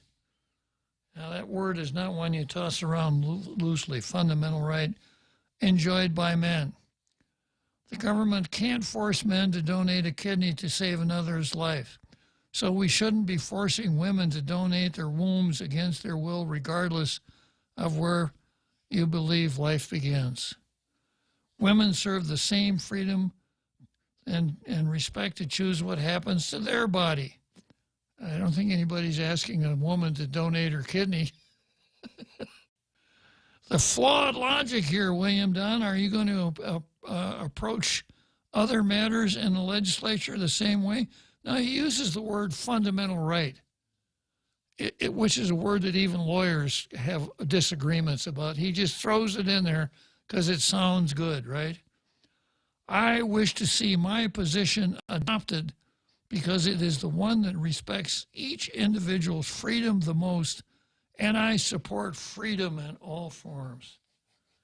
Yeah, I don't think so. Okay, so I've got R. Carl and Frenchie, and I got about, 5 minutes before we get to Churchill Downs. I got Joe St. Augustine next, but if we don't get until tomorrow, it's okay. I'm going to go R. Carl first, and then Frenchie. Let's have some theme music for R. Carl.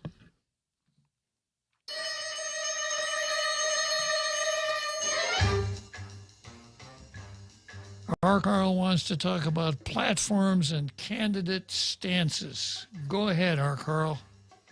Hey, Bob. Good afternoon. And good afternoon to Jose.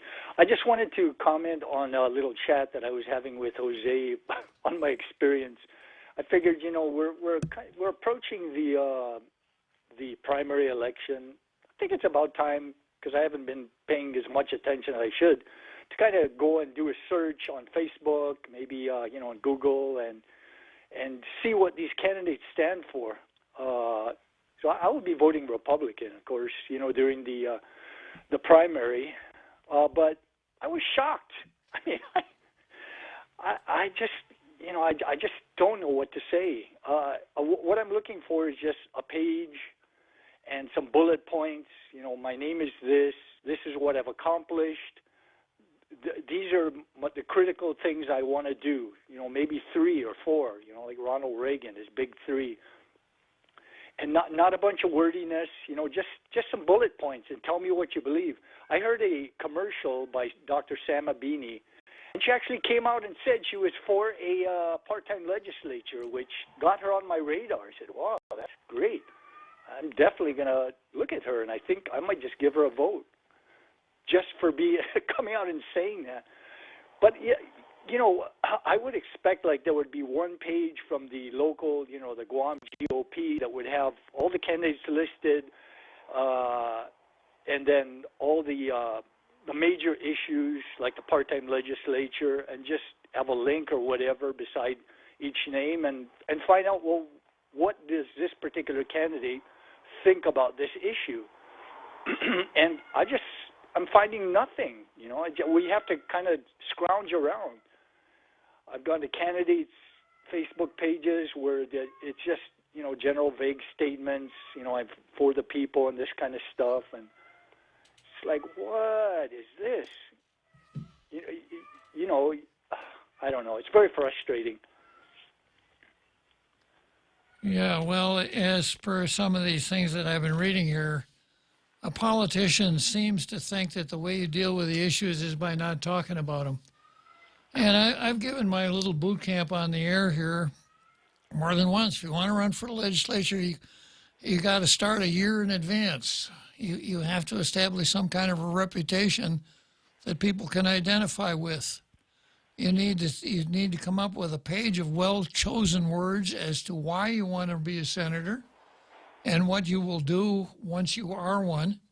Having done that, then you can come up with your message as the 3 or 4 things that you want people to know about the aims that you will follow when you get into the legislature. But what we seem to get more and more instead of less and less is, I want to help the people. I love this island, and I want to be of service. And and just, things that border on nonsense. It's really hard to find somebody like Mabini who comes out and says, this is what I want to do if I'm in office. So I agree with you. Exactly. Yeah, just, get to the point and, give me 3 or 4 bullet points of what your major objectives are and tell me what you stand for. I don't care. Once I start seeing all these vague phrases, for the people and all that, I just shut down. And I said, you're wasting my time. Come on. And make it easy. There's one candidate's page I went to, and it was like super tiny print, and the print was like dark gray or light. It's like, I don't see that well, so I've got to hunt around for glasses and try and, make it like big font, a few bullet points. Are you saying, Carl, that the optics just weren't right? Yeah, exactly. The optics were not good. I was like a blind man feeling my way around in the dark. Uh-huh. Well, thanks a lot, Carl. I feel exactly the same way. I just see a faceless mass out there this time. No one is standing out. There's nobody who's out there and people are saying, wow, I'm sure glad that guy's running. He seems to know what he's doing. She's got good experience and is very articulate when she talks.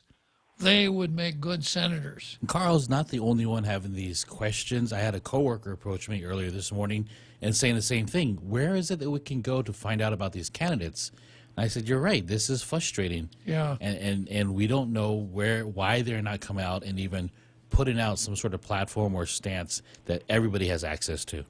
And as I mentioned in my little candidates boot camp, one of the kind of rules is this, that a credible messenger who has a message that resonates with the people has a really good chance of being elected. You don't build if you don't have credibility now, you're never going to have it, or you won't have it this time. You should be shooting for the next election.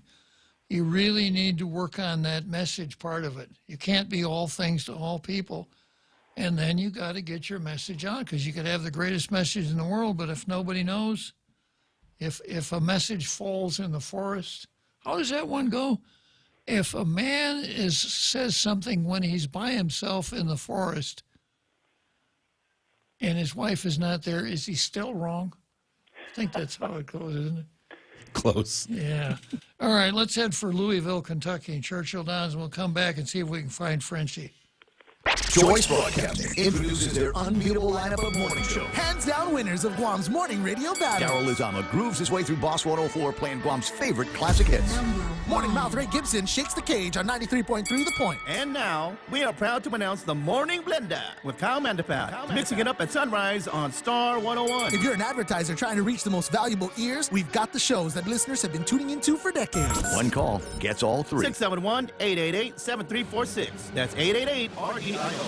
The Extra Point with Jerry Roberts of Guam Training. Hi, I'm Jerry Roberts, and every day on The Ray Gibson Show, I get to comment on the incredibly diverse, fun, challenging, sometimes frustrating, often exciting, but always interesting world of work. I hope you'll be there with us. You can find daily transcripts of The Extra Point at guamtraining.com. Tune in every weekday morning at 7:20 for The Extra Point with Jerry Roberts. Brought to you by Guahan Insurance Services and First Hawaiian Bank on 93.3 The Point.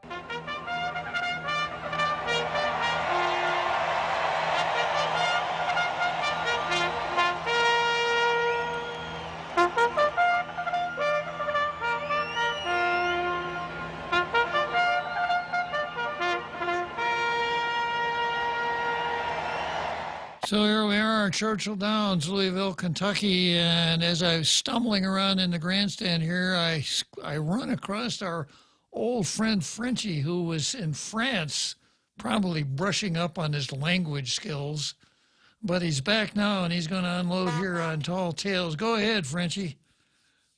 Good afternoon, Robert. How are you? Good. Good. Yeah, no, I've been listening with a lot of attention, and basically, and I know Joe St. Augustine is waiting behind me, but there is definitely among the Democrats a challenge, and we've seen it with the attorney going after people exactly like Joe St. Augustine and others who are Democrat and pro-life, there is a conflict between the old-style Democrat and the woke crowd. And Lou is very ambivalent about the thing because in many ways she's part of the woke crowd, or at least she's using the useful idiots inside that woke crowd. And a few days ago, I think it was on August 10, I posted on our website an article by Bishop Barron, who is kind of a media superstar, used to be auxiliary bishop in LA, and now he's been nominated in Minnesota. And what's interesting is that he was attacking President Biden on his stance as a Catholic about not promoting his pro-life personal position and going about saying he doesn't want to impose his values on the rest of the country. And I think the article was excellent. It was kind of surprising because Barron is more of the liberal crowd inside the church. And on top of it, his article was published in the Pilot, which is the Archdiocese of Boston newspaper, which has a large readership, probably better than the Boston Globe. And so it's quite interesting because we know that Cardinal Sean O'Malley is also very liberal, but somehow they are letting him publish this in that newspaper, which I linked in our website.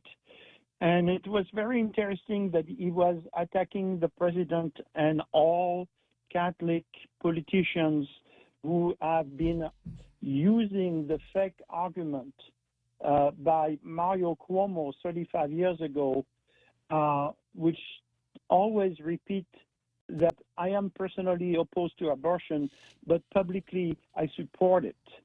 And he's going on the reason why it is totally a fake argument, and because being against abortion is not a dogma of the church.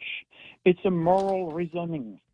Just like it was a moral reasoning to be against slavery of the Jim Crow laws that the Democrats gave us in the South in the 50s, to be against it, it would be repugnant for a politician nowadays to say, well, I'm against, personally I'm against slavery, but I don't want to impose on other people the right to private property. You know, and this is those kind of arguments that basically we are hearing from people here on Guam during this primary. And you can see the real difference with people like Joe St. Augustine in the Democratic Party, as opposed to some of those woke people, especially the new young one, especially the one with the big lips on all his posters there. You know, those people are totally hypocritical when they are not totally anti-religious. And when you hear statements like he doesn't want religion in the politics and so on, this is one step forward in that direction. And people have to understand exactly what the choices are. And I feel, you know, I'm a good friend with Joe's younger brother, and I feel very sorry for him to be in a party where basically they don't even respect his private beliefs and put him on the side and tell people not to vote for him in the primaries. It is reprehensible. And, you know, Guam is still 85% Catholic, and I hope Catholics that listen to this show are made very fully made aware that people like Lulian Guerrero and others within the party are totally misleading them under the pretense of health care for women. Killing a baby is not health care, it's infanticide. right? It's not a dogma. It is a moral choice. If you decide to go shoot your neighbor, you will be put in handcuffs and brought in front of a judge. There is not much difference between that and killing a baby under the pretense that it is a woman's health choice. It is totally reprehensible and immoral. So I'll leave some time for Joe to tell us what he thinks. Yeah, I agree, Frenchie. Yeah, and Fred Astaire. If Fred Astaire were alive today, he probably would never get a part in a Hollywood movie because there's so many tap dancers around. Every time you hear the word abortion. Yeah, they are good at tap dancing. All right. It's scary to see Munya Barnes as a tap dancer. That would be a scary thing. But well, anyway. she had a choice. She could have got a full scholarship and a modeling career. Full scholarship. What a courageous decision. Yeah. No. It's just okay. I will be listening to Joe. All right. Bye-bye. Good talking to you, Frenchie. Our friend Frenchie. Okay, picking up with Joe San Augustine. Joe says, I am anti-abortion, but I cannot support any measure that does not allow an exception for victims of incest or rape or when deemed medically necessary to save a life. Well, you know what? I've read all through a lot of the other answers, and there's quite a few that say the same thing about I am anti-abortion, and then they bring up rape and incest, which makes me curious. What is the difference between the baby from the regular abortion to the baby that's a product of rape or incest? Why does the rape or incest baby get the termination of life?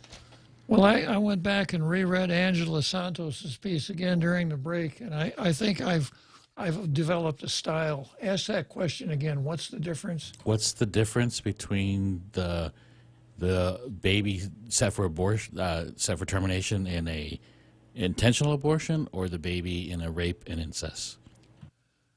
Well, a baby is a baby, and a baby needs a mother to be a baby because a baby has to have a mother.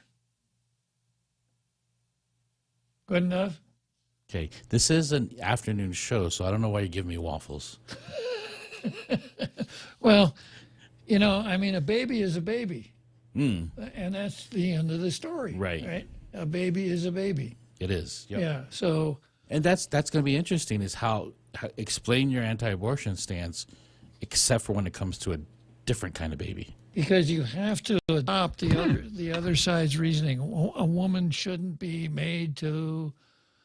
A woman's body is this. You can't be both. You can't say I'm anti-abortion, but there's got to be an exception for rape or incest. And nobody is saying that these kind of questions are easy, because moral questions are difficult for people. Exactly. That's why we have some in prison. Exactly. Because they decided to take the easy way out. Yeah. But we still need to think about these answers to our questions. Exactly. Yeah, so a baby inside the mother is a helpless, innocent human, regardless of who the other half of the creation was, and must be thought of in those terms if you value moral precepts at all. And I've explained on the show before, I don't need Catholicism. I am Catholic, but I don't need Catholicism to get there. I get there about 3 different ways before I even need to go to Catholicism. So this idea about, well, it's just your religion. Well, yeah, it is my religion. Fortunately, my religion is philosophically consistent with morals and ethics. Not all of them are. I think, I can't remember, maybe Sharon O'Malley, who said, I know the difference between right and wrong because humanity tells me, and my faith affirms it. Mm-hmm. There you go. Yeah. Very good. Okay, Fred Berdalio, this is a good one.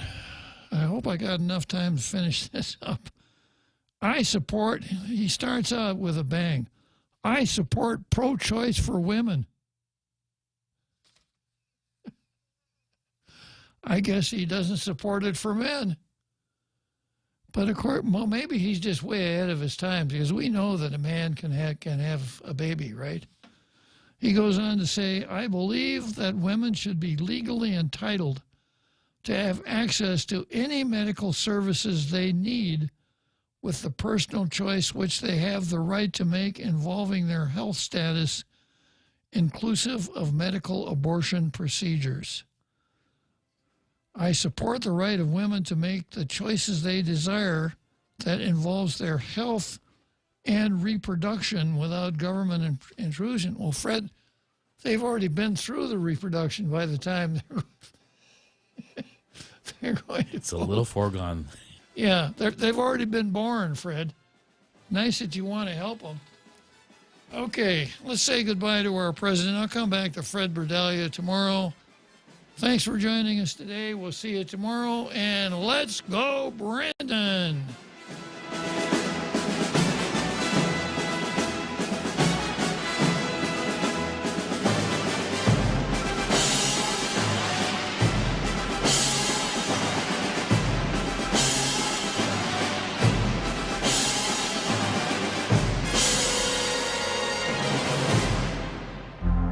The Point is KUSG, Hagåtña, Guam, 93.3 FM and 104.3 HD3.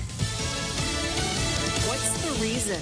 I'm Laura Cantor, Fox News. Questions still outweigh the answers regarding the FBI search of former President Trump's Mar-a-Lago residence. Republicans in Congress are calling for the affidavit that justified the search to be unsealed. Ohio Republican Congressman Mike Turner, the top Republican on the House Intelligence Committee, discussing the importance of releasing the affidavit on CBS's Face the Nation. This is very revealing because the court has already made a ruling that they believe, and remember, the court knows what's in the affidavit, that portions of the affidavit can be released to the public. What's important about this affidavit is it will give us the information to understand how did the FBI justify raiding Mar-a-Lago and spending 9 hours in the president's house. The former president says that all of the documents taken by the FBI were declassified. Republican Senator Lindsey Graham of South Carolina will not have to testify in Georgia this week. Fox's Ashley Strohmeyer has more. Republican Senator Lindsey Graham won't be testifying before a special grand jury in Atlanta this week. After all, a federal appeals court has temporarily put on hold a lower court order that would have required testimony from Graham on Tuesday. The South Carolina Republican was subpoenaed to appear before the grand jury investigating efforts to overturn Donald Trump's 2020 election loss in Georgia. Graham is challenging the subpoena. At least 21 people were killed during an Islamic militant siege at a hotel in Somalia, which lasted for nearly 30 hours. Fox's Trey Yingst has the report. With the continued threat of terrorism in Somalia, the United States routinely operates against al-Shabaab in the country. Earlier this month, the Americans carried out 3 separate drone strikes against the group, killing a reported 13 militants. Now, following that hotel attack in Somalia over the weekend, it's important to remember that al-Shabaab is now operating and attacking in neighboring Ethiopia. America is listening to Fox News.